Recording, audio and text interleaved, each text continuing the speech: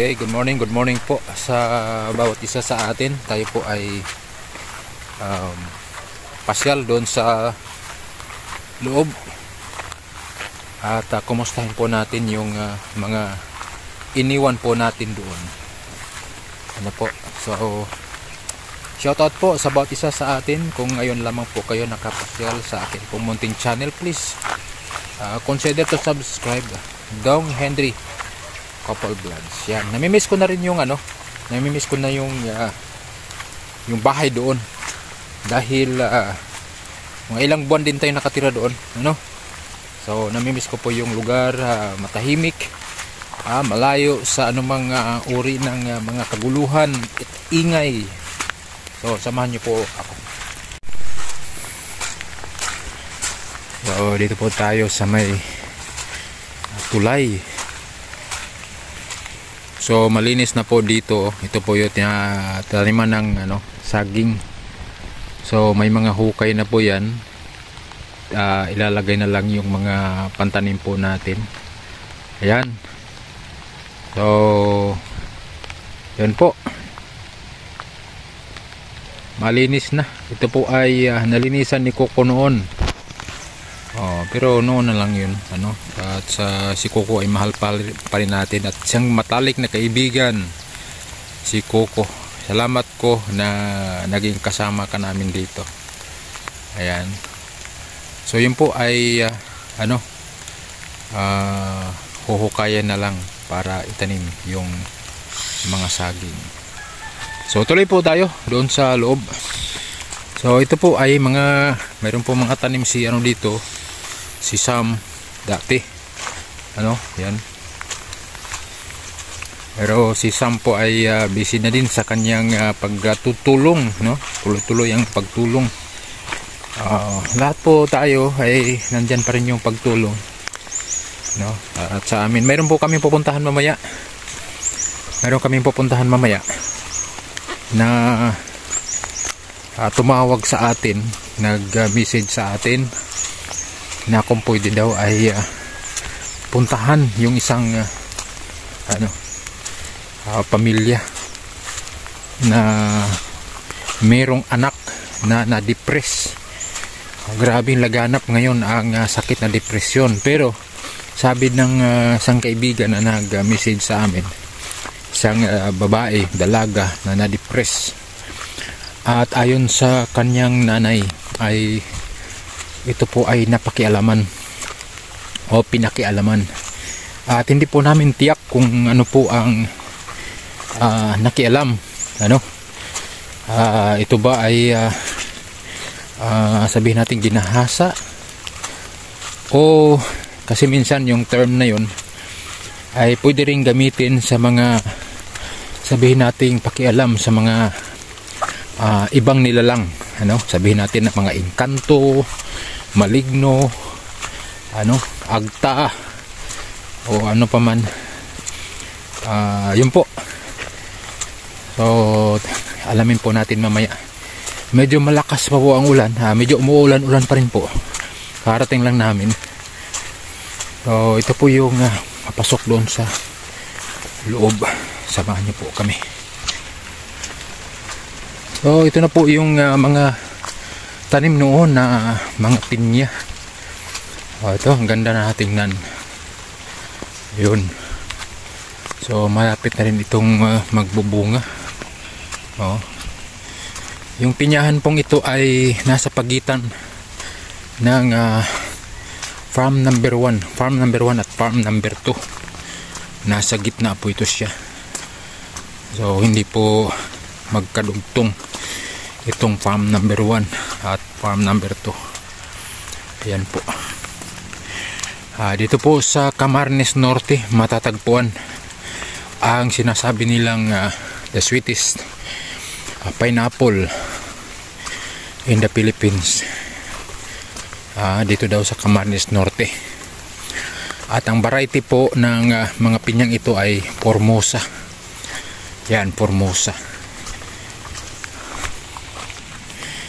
Okay, medyo madulas So namimiss po namin yung lugar na ito dahil ilang buwan din kami nakatira dito, ano, at marami po tayong plano. So, ganun pa man ay tayo po ay sumusunod sa mga anong kalooban ng Panginoon sa ating buhay. Dapat magiging flexible po tayo. Ayan. So kung mayroong mang aalis, mayroong pong papalit. So sa loob ng 4 na buwan, ano na po ang nangyari? Yung mga pinya dito pinabunga na. So, may mga bunga na ang pinya dito. Ayan, dito tayo ngayon sa bahay. Ang linis pa din, ang galing. Ito po yung bahay ni Region. Sila po yung bagong nakatira dito. Ayan, may mga manok siya dito.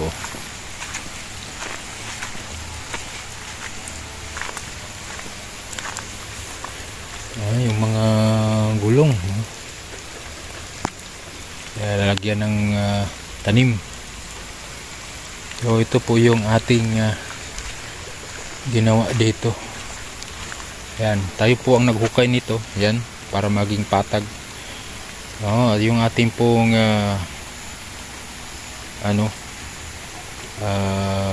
temporary na flower box. Ayan.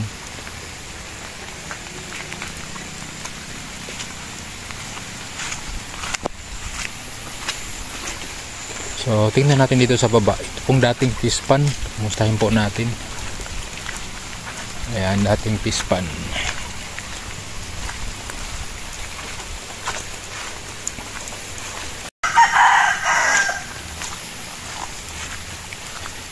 Ayan, nakapag-ano na. Wow. Ito po yung ating ginawa noon na self-watering garden. Yun. Ito, anihin pa lang ito. Anihin pa lang. Malapit na. Okay. Yan. So ito din, malapit na. Sabay-sabay kasi din ito. Sabay-sabay po yan. So ito naman po yung dating fish pan. Dating fish pan. May mga anak siguro ito. So ito yung dating fish pan. Hindi ko lang alam kung may mga isda pa din, pero maaaring nandyan pa. Yan, ito po yung dating fish pan.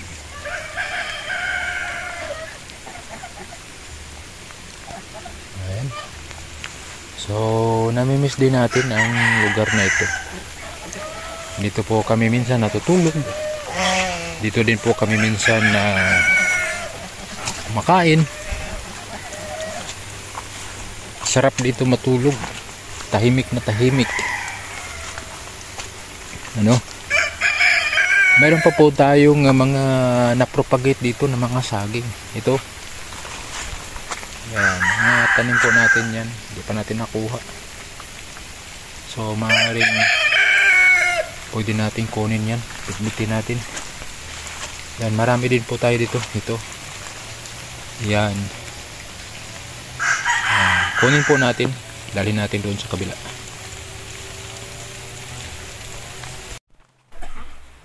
Yan po. Kukunin po natin yung mga pinapatubo po natin dyan na lakatan. Ayan. So siguro na sa mga 20 piraso yan. Ayan. Marami pa po tayong dyan. Hindi ko lang alam kung nabawasan yan.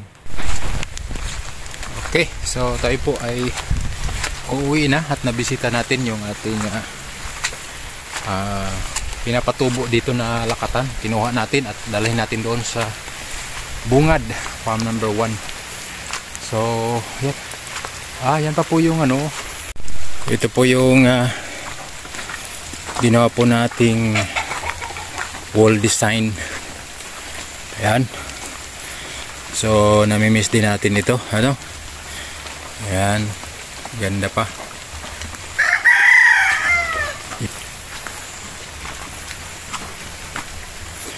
So ito po yung wall design natin.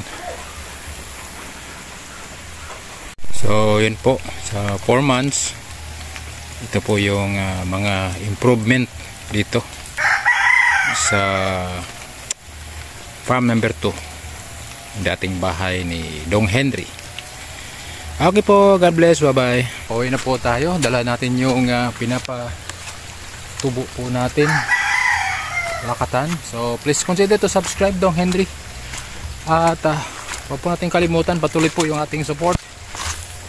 Kuya Bal Santos Matubang, Ate Edna Vlogs, Kalinga Prab, lalo na sa mga pabahay project, no? So don't skip sa mga ads. Yan. God bless po, God bless, bye bye.